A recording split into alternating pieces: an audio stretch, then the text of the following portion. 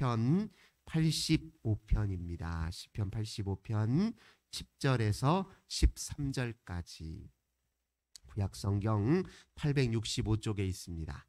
시편 85편 10절에서 13절의 말씀입니다. 우리 한 목소리로 함께 봉독합니다. 인애와 진리가 같이 만나고 의와 화평이 서로 입맞추었으며 진리는 땅에서 솟아나고 의는 하늘에서 굽어보도다.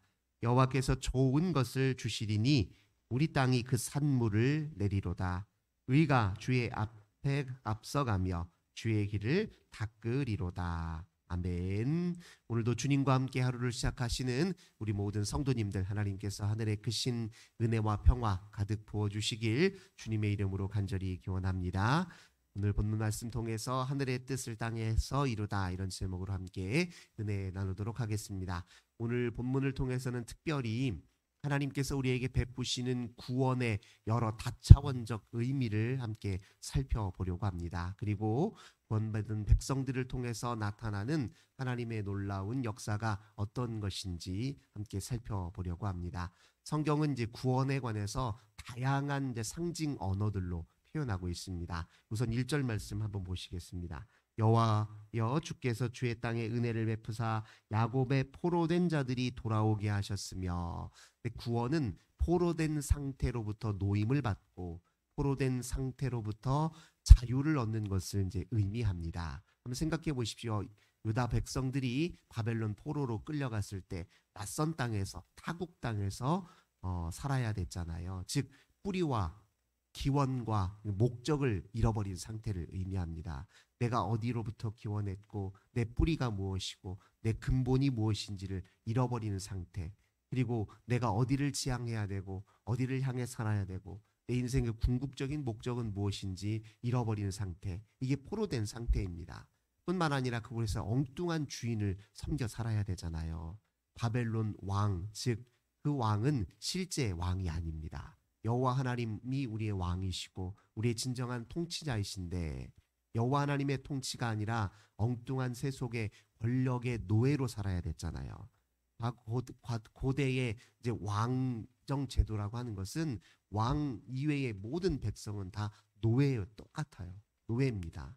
그런데 우리 하나님이 백성들, 우리를 다스리고 통치하실 때 하나님이 우리를 어디 노예로 다스리시던가요? 우리를 노예 취급하십니까? 아니잖아요. 우리를 자녀로 대하십니다. 뿐만 아니라 예수님은 우리를 향해서 너희는 나의 친구라, 이렇게까지 말씀하십니다. 하나님은 우리를 전혀 다른 존재로 취급하신단 말이에요. 그런데 포로된 상황 속에 이스라엘 백성들은 하나님을 왕으로 모신 것이 아니라 바벨론의 황제의 노예로 그렇게 살아야 됐단 말이에요. 그러니까 기원을 잃어버리고 목적을 잃어버린 데서 다시 뿌리를 되찾고 인생의 목적을 찾고, 뿐만 아니라 참 왕, 참 통치자, 주관자를 바로 깨달아 주님의 다스림 가운데 살게 되는 것, 이것이 구원이다라고 이제 성경이 우리에게 이야기해주고 있습니다. 두 번째 2절 보니까 주의 백성의 죄악을 사하시고 그들의 모든 죄를 덮으셨나이다. 죄로부터 건짐받는 것, 이것을 또 성경은 구원이라고 이야기합니다. 죄라고 하는 것은 하나님과의 단절된 상태라고 늘 말씀드렸잖아요. 하나님 없이 살아왔던, 즉 욕망과 두려움에 이끌렸던 삶이 습성화되어서 그렇게 살았던 죄의 상태로부터 건짐을 받는 것을 이제 구원이라고 이야기합니다. 그래서 3절 보니까 주의 모든 분노를 거두시며 주의 진노를 돌이키셨나이다. 이 말은 우리가 죄에 묶여 있는 상태면 우리 스스로 그 죄로 인해서 심판을 받을 수밖에 없는 거예요. 죄된 상태의 결과는 결국 영원히 심판받고 그의 심령 자체가 멸망으로 갈 수밖에 없다는 겁니다. 근데 하나님은 분노를 거두셨다. 이 말은 무엇이냐면 죄의 그 결과, 심판으로부터 면제를 받았다, 그런 의미를 갖는 것입니다.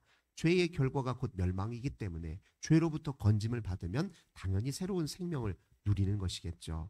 그런 또 의미로 구원을 이야기한다, 이해하실 수 있을 것입니다.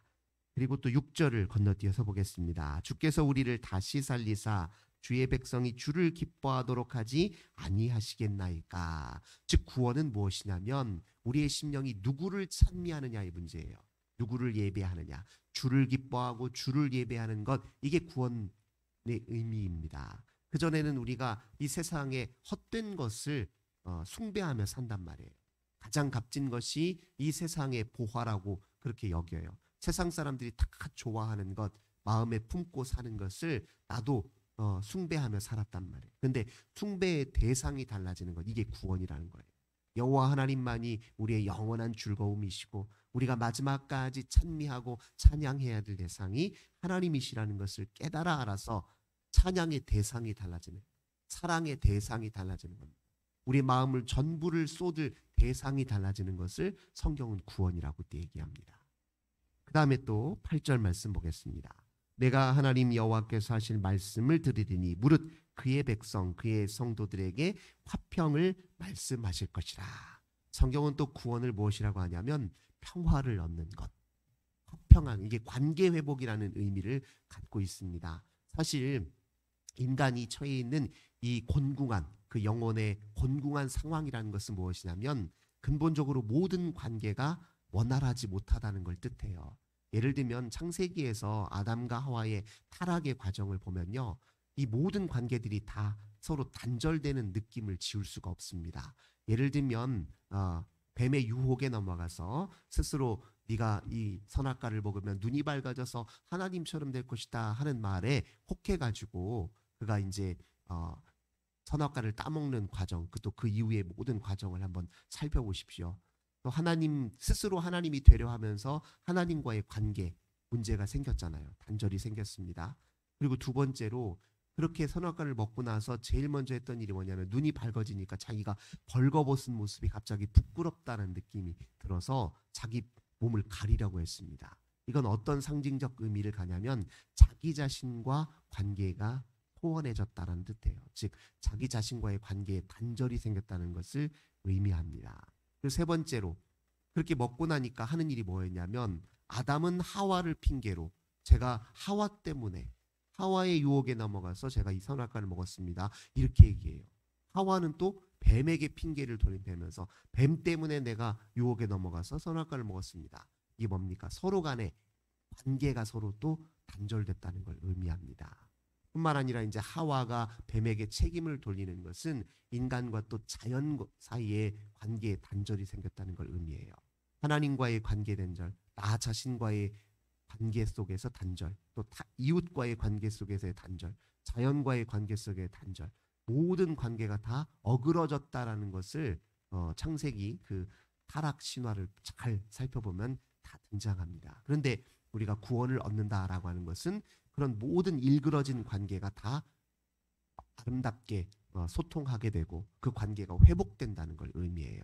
어떤 의미에서 보면 서로 간의 불통 상태가 지속되는 것, 이것이 죄의 지배력이라고 또 이야기할 수 있습니다. 하나님과 제대로 소통하지 못하고 나 자신과 소통하지 못하는 거예요. 그러니까 내가 진짜로 무엇을 원하는지, 내 마음속에 죄악이 도사리고 있는지, 내가 잘 살고 있는지에 대한 반성이 전혀 없다, 회개가 전혀 없다. 이게 자기 자신과의 불통 상태라는 걸 의미합니다. 이웃과의 불통 상태, 이웃이 무엇을 원하는지 그러니까 살피려고 하는 것이 아니라 다 자기중심적으로 이웃을 그저 수단 삼고 타인을 수단 삼고 자기 이익을 꾀하기 위해서 비인격적 관계를 맺고, 이것도 이웃과의 불통 상태예요. 그리고 인류가 오랫동안 저질렀던 또 하나의 죄악이 뭡니까? 자연을 그저 착취의 대상으로만 삼았잖아요. 오늘 시대에 발생하는 여러 이상기후현상, 자연재해, 이게 다 무엇과 관련되어 있습니까? 가깝게는 이 자연이 제대로 호흡을 못하는 거예요. 인간이 만들어낸 갖가지 오염물질 때문에, 특별히 이산화탄소 배출이 지금 지구 전체의 기온을 끊임없이 상승시키고 있다는 얘기 많이 들어보셨잖아요. 그럼 지구의 온도가 올라가면 과도하게 수증기가 많이 발생할 거예요. 어느 쪽에서는 비가 너무 감당할 수 없을 만큼 많이 와요. 또 다른 한쪽에서는 비가 너무 와나가지고 가뭄을 너무 오랫동안 지속되잖아요. 그리고 태풍이 한번 오더라도 이제 예전과는 비교할 수 없을 만큼 더 큰 강한 태풍들이 이제 더 자주 오게 된다는, 이게 다 인간 스스로 자초한 것입니다. 그러니까 이런 모든 문제들이 다 어디에서 오느냐? 서로 관계가 어그러지고 제대로 소통이 안 되는 상태란 말이에요. 그런데 구원을 받는다라고 하는 것은 이 모든 일그러진 관계가 회복되고 다시 원활하게 소통하는 상태로 바뀐다는 겁니다. 소통 중에서 가장 우선적인 소통은 하나님과의 소통이겠죠. 우리 하나님과 잘 소통하게 되면 주의 영이 우리를 사로잡으시고 우리를 붙드셔서 우리 자신을 밝혀보게 하시고, 그래서 하나님과 거스른 우리의 모든 삶의 습성들, 내면의 속성들을 우리가 깨닫고 회개하고 다시 주를 향해서 돌이키는 과정에 온전히 참여할 수 있는 것입니다. 거기에서부터 또 무엇이 비롯됩니까? 하나님과 잘 소통하고 나 자신을 제대로 인식하기 시작하니까 다른 사람들이 이제 보이기 시작합니다. 그럼 그들과도 더 아름다운 관계를 맺겠죠.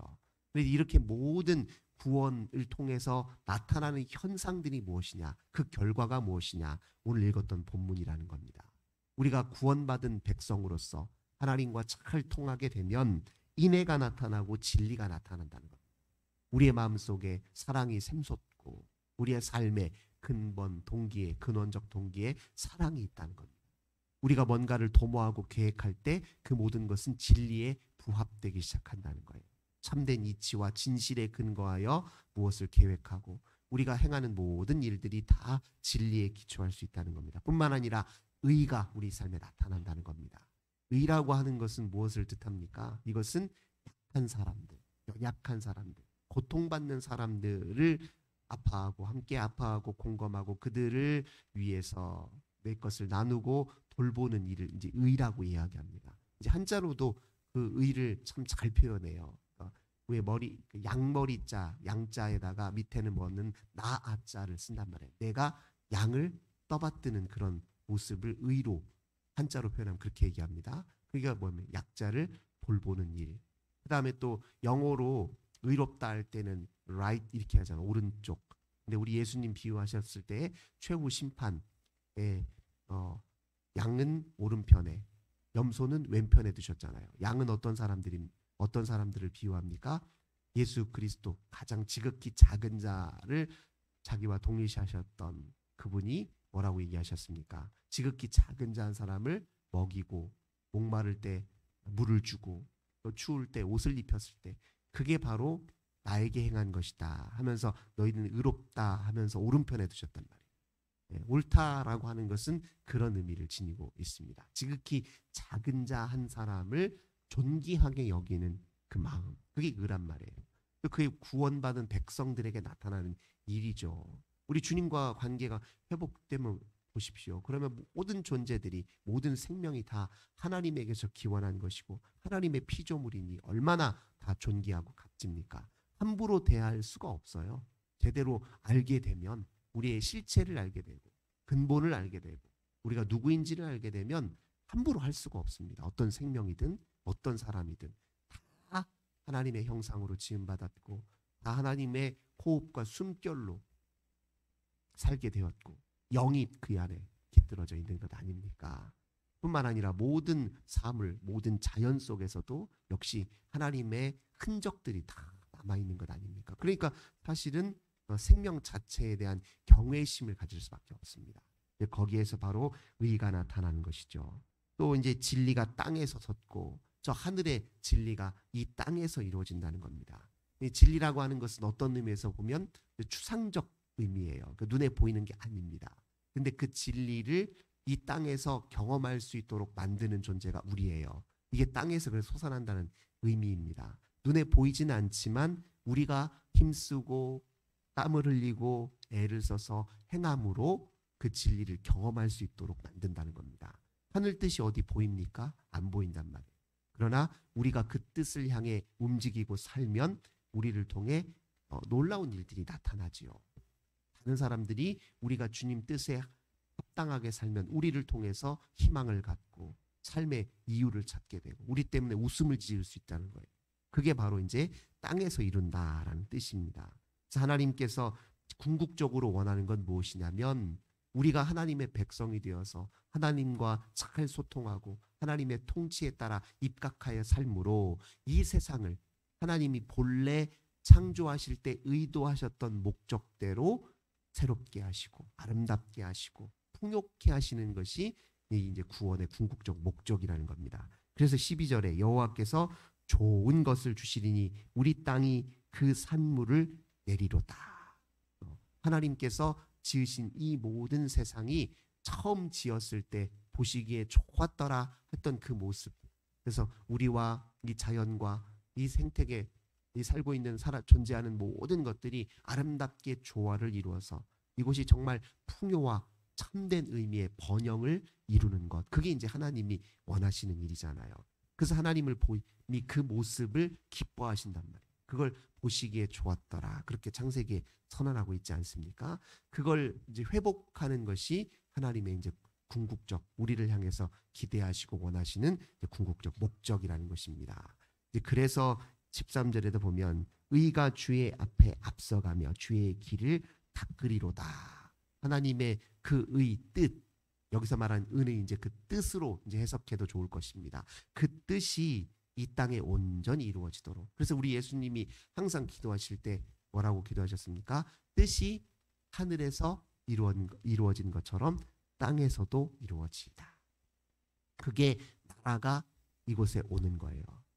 나라의 임하옵시며 뜻이 하늘에서 이룬 것 같이 땅에서도 이루어지다. 우리 예수님이 기도를 가르쳐 주셨을 때 그 기도를 제일 먼저 하게 하셨잖아요. 하늘에 계신 우리 아버지여, 이름이 거룩히 여김을 받으시오며 주의 영광이 땅 위에 온전히 다 드러나게 하시고 주의 나라가 오게 하시고 주의 뜻이 이 땅에서 이루어지게 하고. 이게 우리 모두가 늘 기도하고 우리가 우리의 삶으로 이루어야 될 궁극적인 목적입니다. 주님이 만유의 모든 것에서 주님의 살아계심이 온전히 드러나도록, 주님의 통치가 온 세상에 미치도록, 주의 뜻이 이 땅에 온전히 이루도록 우리가 바로 그런 주님의 거룩한 뜻을 품고 이 땅을 사는 사람들인 겁니다. 그러니까 자부심을 가져야 돼요. 사실은 우리가 존재한다는 건 별것 아닌 것이 아니라 주님께 깨어있어 주님과 소통하는 사람이 존재한다는 것은 하나님이 이 세상을 궁극적으로 바꿔놓으려고 하는 하나님의 역사를 이루는 내 동참하는 사람이라는 거예요. 나는 별것 아닌 존재고 뭐 특별히 하는 일도 없고 대단한 직업도 아닌데요. 아니요. 내 존재가 주의 뜻을 품고 지금 터잡고 이곳에서 호흡하는 것만으로도, 하나님께 깨어 사는 것만으로도 나를 통해 역사가 이루어진다. 이렇게 우리가 다 생각하셔야 됩니다. 오늘도 우리 하나님께서 우리를 구원의 백성으로 삼으셔서 주님의 놀라운 일을 우리 인생을 통해, 우리의 존재를 통해서 이루어 가신다. 굳게 믿으시고 오늘 하루 주의 뜻을 이 땅에서 이루는 복된 삶에 참여하시는 저 우리 모든 성도님들 되시길 주님의 이름으로 간절히 기원합니다. 좋으신 주님 감사드립니다. 우리를 구원하여 주시고 구원받은 백성인 우리를 통해서 하나님의 놀라우신 뜻을 이루어가게 하심을 감사드립니다. 하나님, 우리 자신을 소중히 여기게 도와주시옵소서. 우리와 같이 함께 주님을 믿고 의지하는 사람들을 소중히 여기도록 은혜 베풀어 주시옵소서. 이 땅에 모든 생명 있는 것들을 소중히 여기는 마음을 갖게 하여 주옵소서. 뭐 하나 주님의 손길이 미치지 않는 곳이 없음을 저희들 인정합니다. 모든 삶을 감사하며 기뻐하며 찬양하며 또 주님의 복되신 뜻을 이루며 오늘 하루를 승리케 하여 주시옵소서. 주 예수님의 이름으로 간절히 기도드립니다. 아멘. 우리 함께 환우들을 위해서 기도하겠습니다. 고통당하는 우리의 형제, 자매, 이웃을 위해, 우리 자녀들을 위해, 교회와 나라와 민족을 위해서 기도하겠습니다. 주님 감사합니다. 오늘